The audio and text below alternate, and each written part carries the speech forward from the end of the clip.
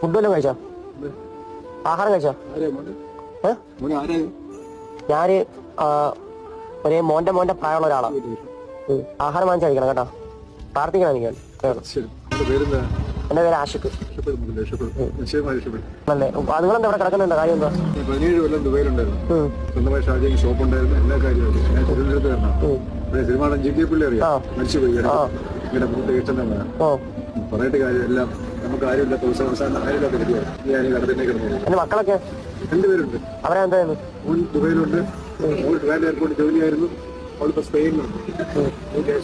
അവരൊക്കെ നിങ്ങളെ നോക്കത്തില്ലേ? വേണ്ട, വൈഫ് എന്നതിന്റെ ഏറ്റവും മുഖ്യ കാരണം. അവള് തന്നെ ഈ വേറെ മുഴുവൻ കാണിച്ചത്.